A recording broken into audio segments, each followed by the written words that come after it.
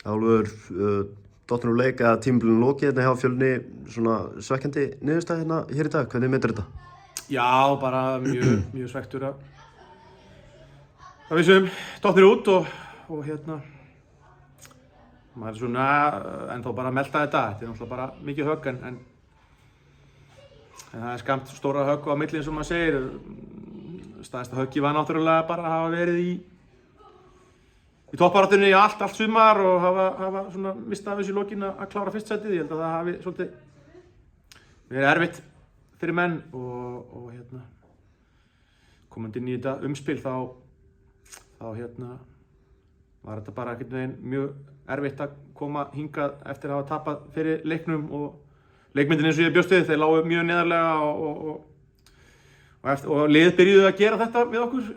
setja bara móts, leggjast bara niður á mót okkur og við höfum bara átt í erfiðleikum með að leysa það. Þannig að þessi leikur súmera svolítið upp síðustu leikina hjá okkur í sumar og slæma kafla,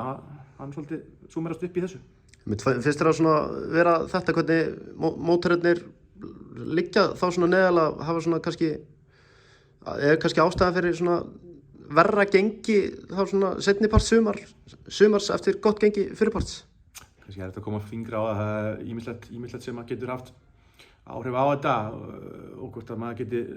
pinpointað eitthvað eitt. Við náttúrulega missum 2 mjög mikilvæga menn út í Bandaríkjanna og hefðum viljað að fá öflugan mann inn í glugganum og við sjáum Keflavík sækir sér erlendara center sem að gjörbreyta þeirra liði, Afturelding sækir markmann sem gjörbreyta þeirra liði. Okkur fannst við vanta kannski svona einn svona öflugan svona þungaveiktarmann fram á við en það var bara ekki hægt og náttúrulega það hafði engin trú á Fjölnisliðinu fyrir mót og nema við sjálfir. Og þetta var þannig að liðin mættu bara á hápressuð okkur og við gátum bara spila okkar leik sem er að spila í gegnum hápressu og finna svæðið milli línana og hafa svæðið til þess að sækja í og gekk mjög vel og svo fór maður bara að finna það í seinni umferðinni að þó við vorum að mæta útivöll þá lágu liðin bara fyrir aftan miðju og við vorum í brasi með að leysa það og þá kemur þessi hreina jafnteflum og það kannski svona fer inn í undirmeðvitundina á okkur einhvern veginn að við erum ekki ná að vinna leikinn okkar og önnur lið að vinna leikina og því fór sem fór. Svona heilt yfir litið svona ánægður með tímabilið í heild sinni? Akkurat núna er maður náttúrulega bara mjög svekktur að hafa ekki náð að vinna deildina og svo að detta út úr þessu umspili og ná ekki markmiðin að fara upp deild. Við náttúrulega settum okkur markmið að vinna deildina og til að vara að fara í umspili og klára það. Ég held að þegar að við erum komnir kannski aðeins fjarri daginum í dag og getum svona kannski hort á þetta kaldara mati þá held ég að við getum verið mjög stoltir af sjálfum okkur. Við erum efstir held ég í 11-12 umferðir í mótinu og við erum að gefa mörgum ungum heimamönnum sviðið í sumar sem var svo sannarlega staðið undir því, búin að vera frábærir þessi ungu drengir í þessu liði og ég er líka svo ánægður með eldri mennina sem eru fyrirmyndir fyrir þá og styðja það og bakka það upp. Og þetta er einn þéttasti klefi og hópur sem ég hef nokkuð tíma þjálfað og þó að maður sé mjög svekktur að ná ekki markmiðin að fara deild þá er ég stoltur af þessum hóp og stoltur af þessu liði og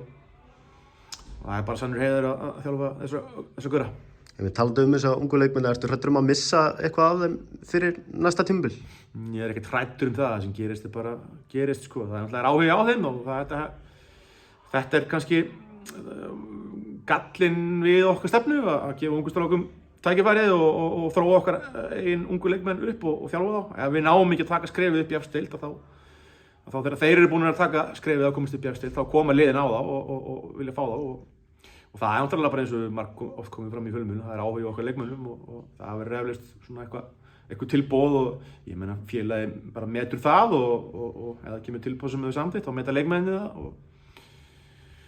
þá bara gerist það sem gerist, þá bara kemur næsti maður inn og lífið heldur áfram. Takk hérlega. Takk sömuleiðis.